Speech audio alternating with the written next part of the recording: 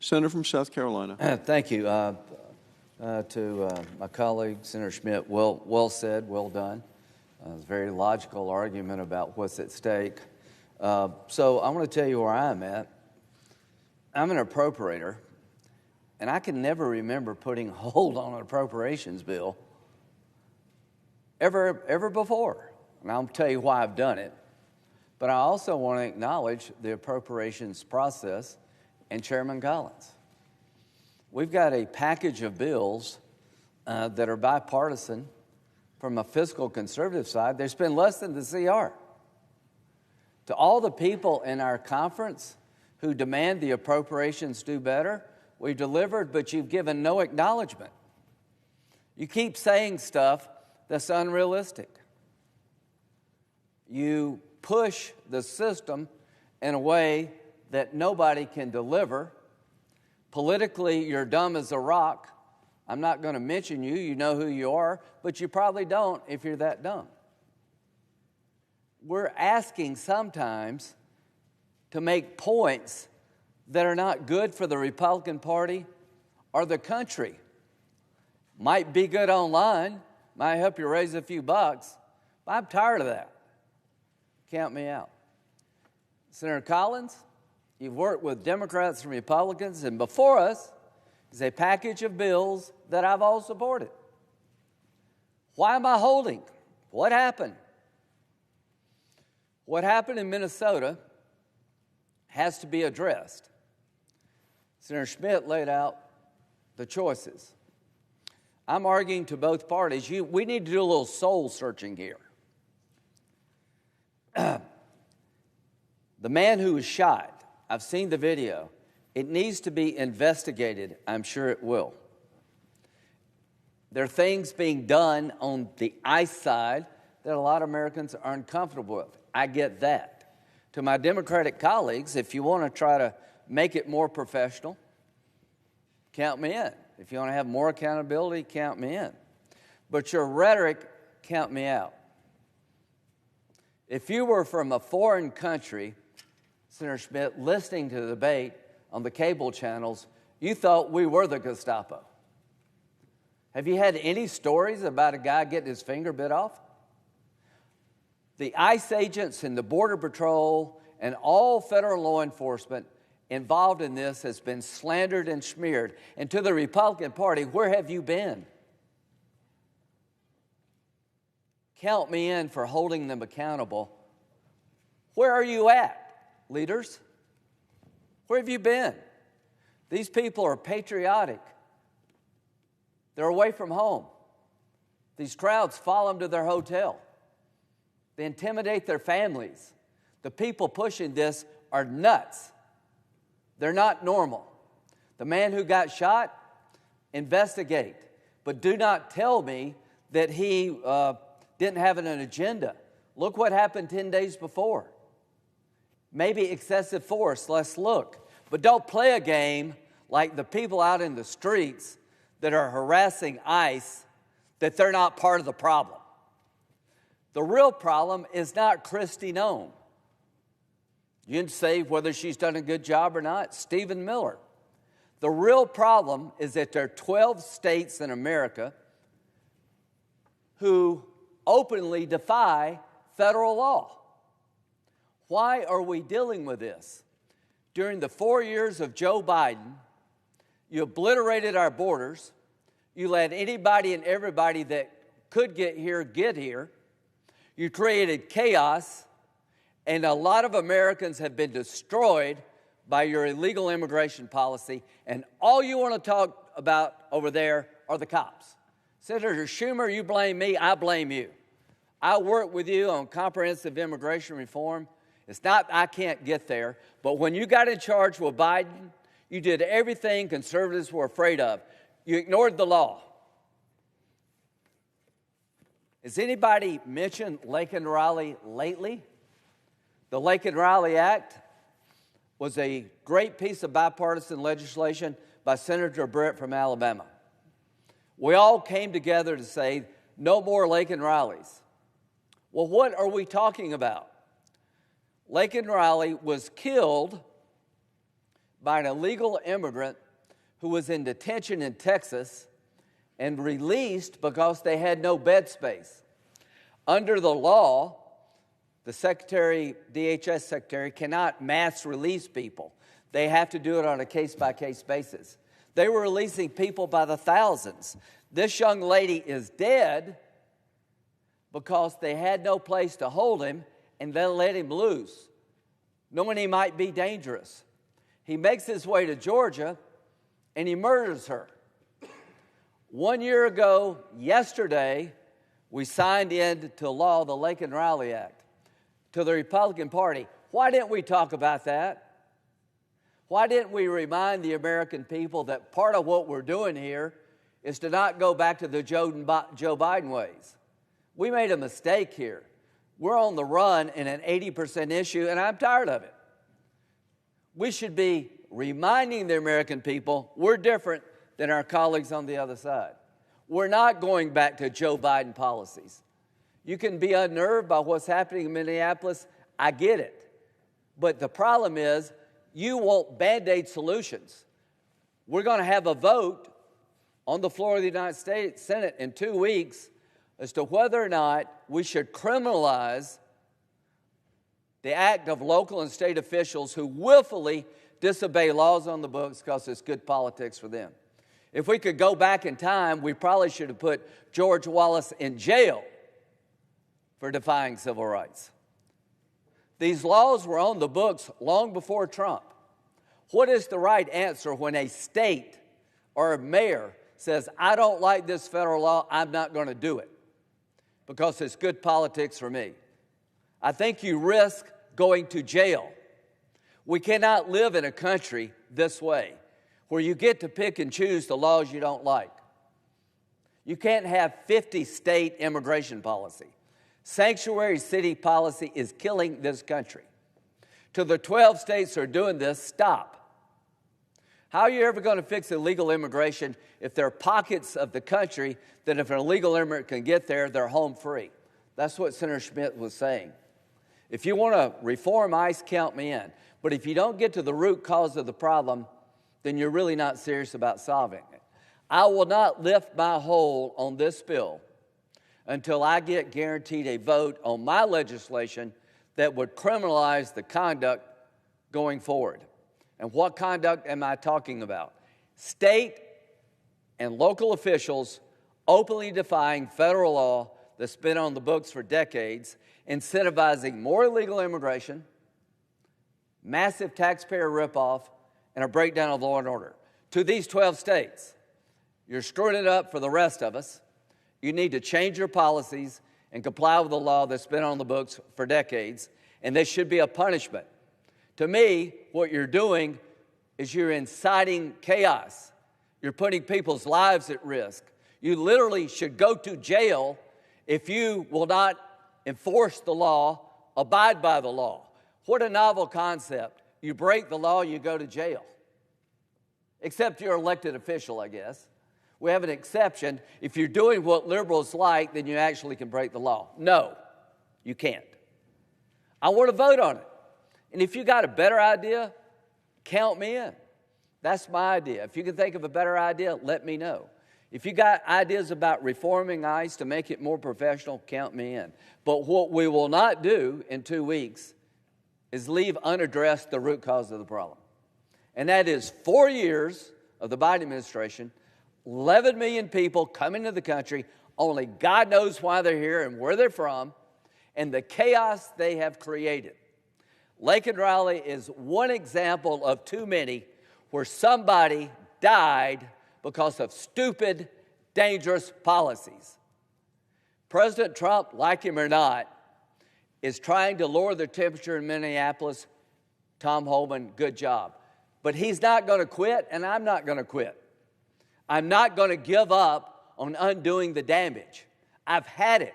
I've worked with Democrats and Republicans to fix illegal immigration. Now you're doing everything to make it worse. I'm not going to sit on the sidelines and not get in this debate and say, sanctuary city policy is dangerous, it's insane, it needs to be fixed. You can convince me ICE can be made better. I don't think I will ever convince you to abandon sanctuary cities because you're wedded to it on the Democratic side. Let's have this debate. In 2026, if you want to go back to Biden, vote for the Democrats.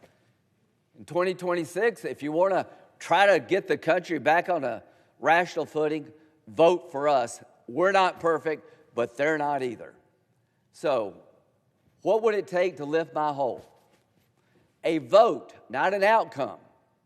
I'm like any other senator. I don't demand a lot, but I am demanding that my solution to fixing sanctuary cities at least have a vote. You're going to put ideas on the floor to make ICE better. I want to put an idea on the floor to get the root cause of the problem, and that's not unreasonable. Vote any way you want. I'm asking this body to guarantee me that vote, and we move forward. Second thing.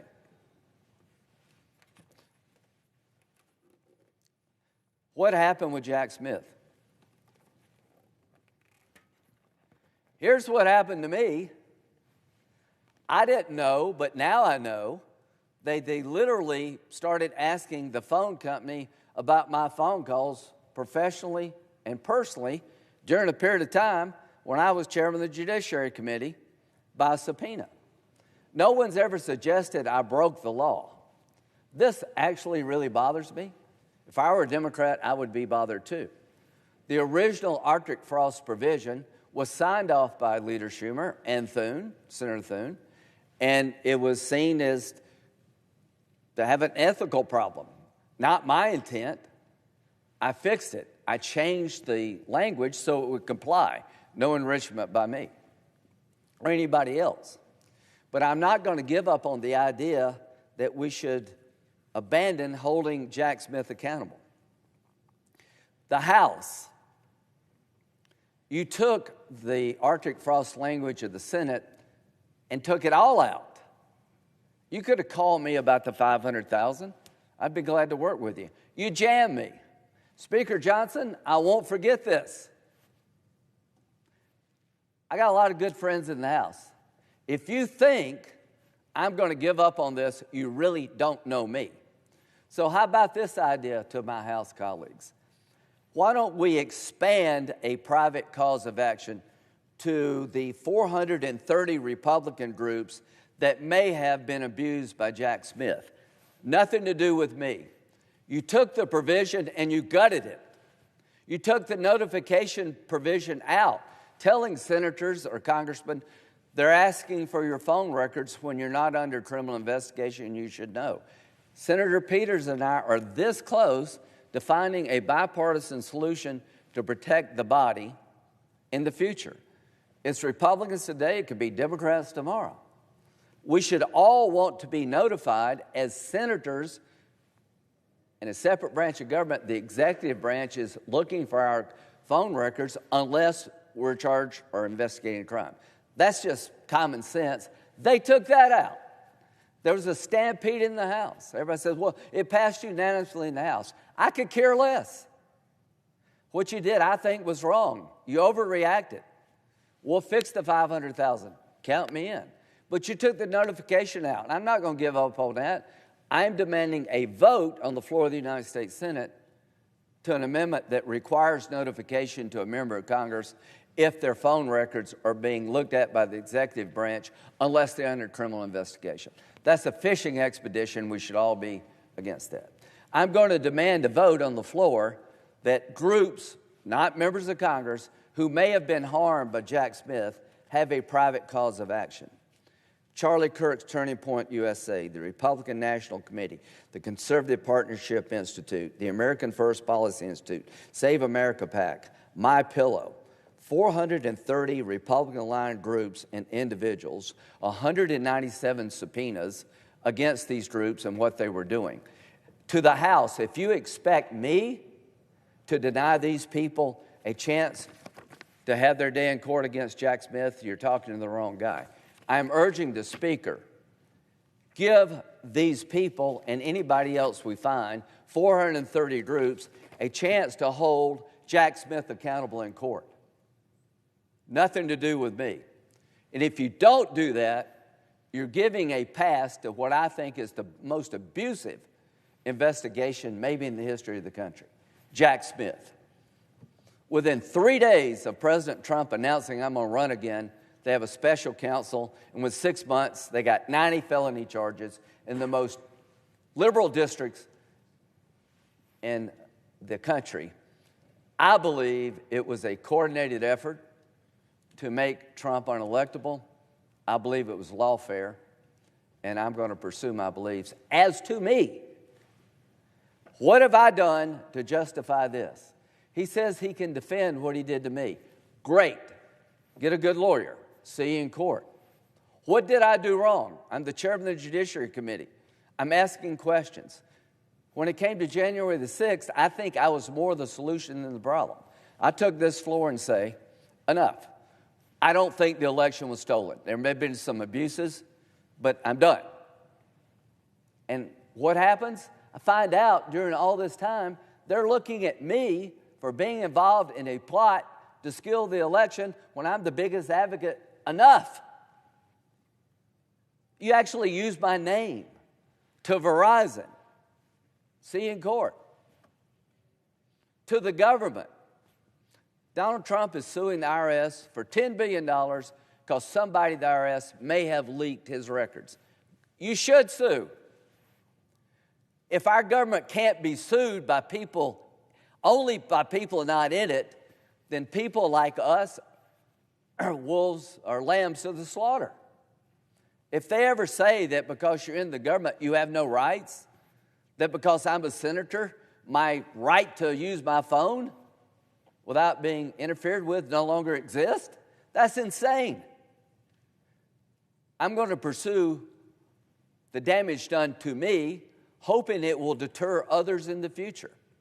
I hope after all this is over, people will not be going on fishing expeditions to find out who a senator was calling and why they were calling ever again unless they believe that senator's committed a crime. Is that too much to ask? This is a defining moment about what's the root cause of the problem on immigration. Senator Schmidt, you're right. People have made mistakes in Minnesota. But the reason we have this chaos is that 12 states are pursuing policies that are insane. I will not enforce federal law because I don't like it. And it's popular. Those days are over. And if a conservative, if you start doing that stuff, we've had clerks of court that would refuse to do laws around marriage. I had a opponent in the 2016 race. I didn't last long. He did better. There's some lady somewhere saying, I'm not going to recognize the certificate of gay marriage because it violates my religious beliefs. And that was her job, right? And one guy said, I think she's right. I will go to jail with her. And I said, we will miss you. I'm not going to jail for that. I've got my own views about gay. But if you're a public official, you don't get to have your own views and be a veto. So on the right, there were a lot of people wanting to make a point. I don't agree with gay marriage. I'm not going to follow law. Well, you could go to jail too. That's my point. Our political desires have to have some boundaries around here. So I am willing to lift my hold. I'm willing to vote yes. I actually like the products. I'm asking for two simple things. Give me a chance to express myself on what the solution to our problems on immigration are. I'm not asking for an outcome, for a vote. I've got a bill. I want to vote on it. And as to Arctic frost, I want to have a chance to have a vote on a version that would expand private cause of actions for non-members of Congress who may have a claim against Jack Smith. It'd be up to them to prove it. And I want to work with Senator Peters to see if we can find a way to give us notice so that the next administration can't fish for who we're talking to. They got to actually have a real reason. That's all I'm asking. And I think those are reasonable things. I'll end where I began.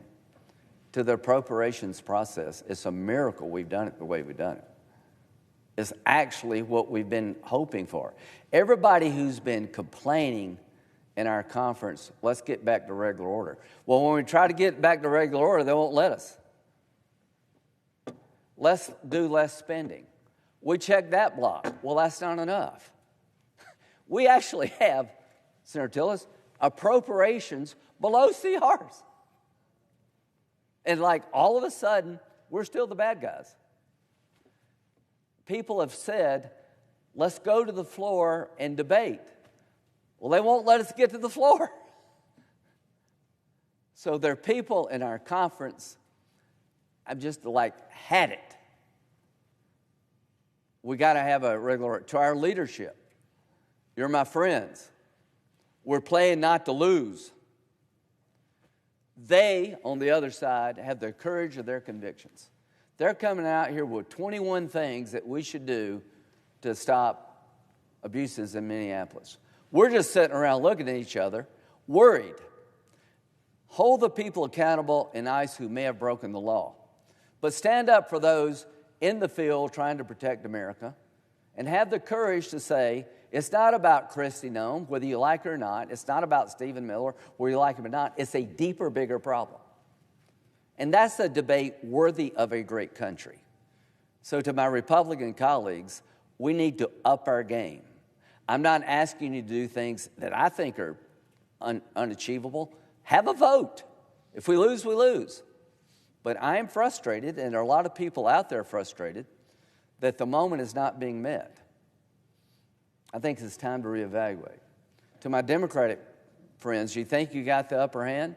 You may for the moment, but what you're asking for is really too much. And part of your problem is you haven't really acknowledged the Lake and Rileys of the world and all the people have had their lives upended. That's not balance. You're probably right about ICE reform, but none of you, no protesters, nobody up in arms about this young lady being murdered, and thousands other like her. So in 2 weeks, we're going to have a debate. I'll lift my holes. All I ask is to have a voice in that debate. Down the road, all I ask for is to give access to people I think were harmed by Jack Smith. They'll have to prove their case, nothing to do with me, and protect the body against fishing expeditions. That's what I'm asking. I hope we can get there, and I'll end where I began.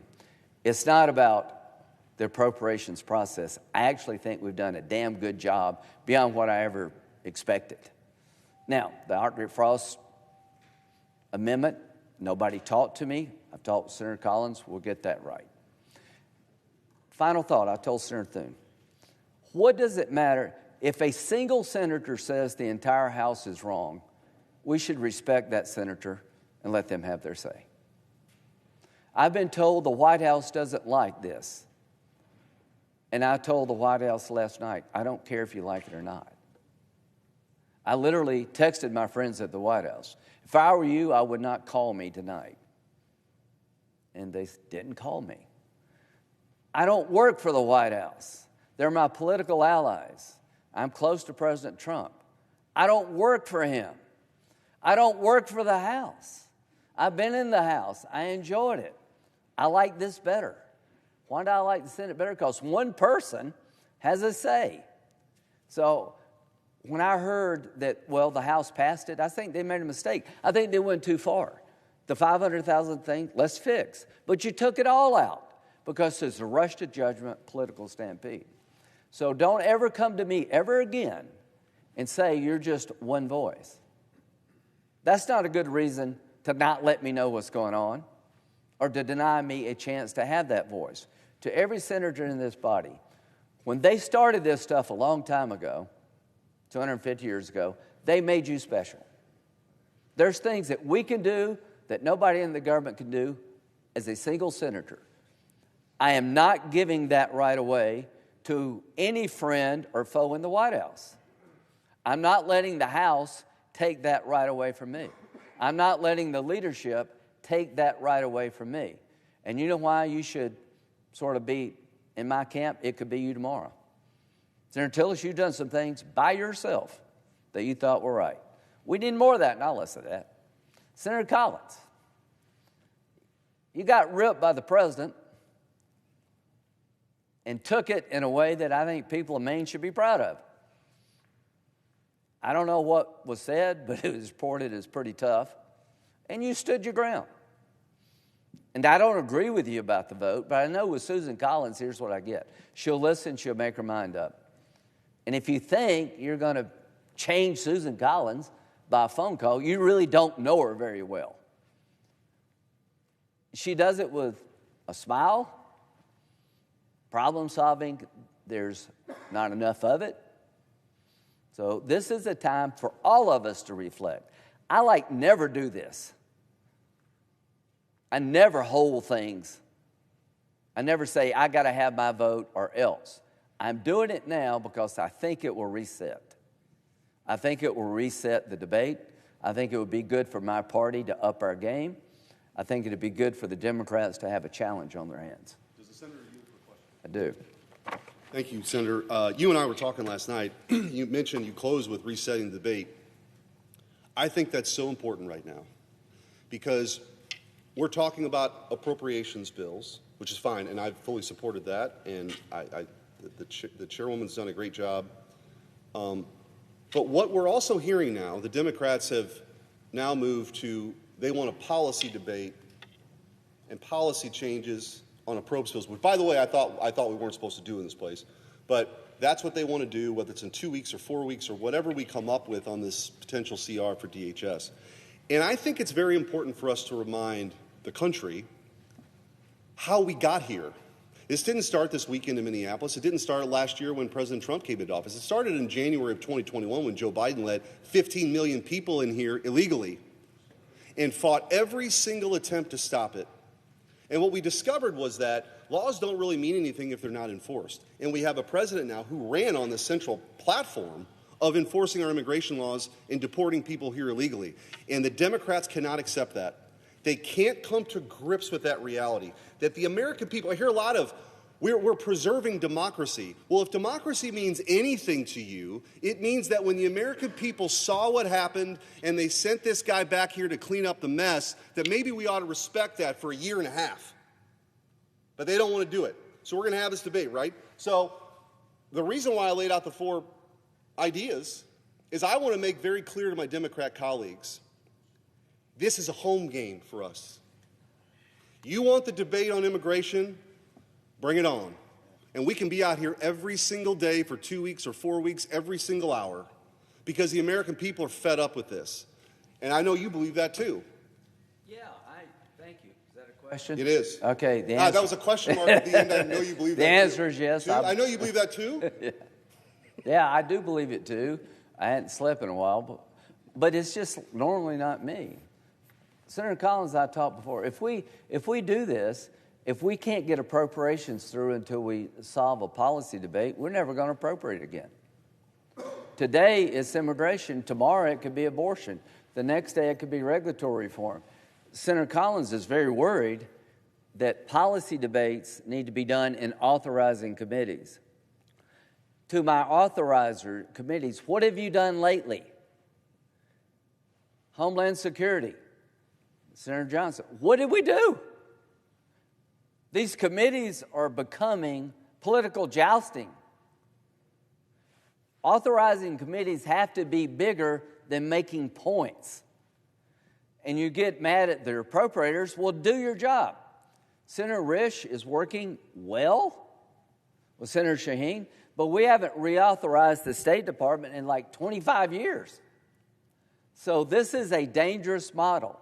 And to my Democratic colleagues, you would be cheering on putting the clerk in Tennessee or wherever she was in jail for not recognizing gay marriage because she disagreed with the Supreme Court. You would be cheering, put her in jail. But you're going to defend some mayor who says, I will not cooperate with the federal government as I'm required to by law. That's politics for you. You're all politics all the time. I've worked on immigration. Senator Tillis has worked on immigration. Senator Collins has. When you got in charge, You blew by everything you said you weren't for.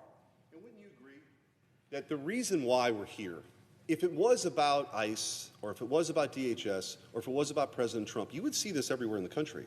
The fact of the matter is, the instance of violence against ICE agents is 500 times more likely in 9 sanctuary counties in this country. And so Minneapolis has become the epicenter. Why? Because the local law enforcement doesn't help ICE agents. They're having to do the job the local law enforcement might do. They're not telling them when criminals are being released on the streets. Think about that.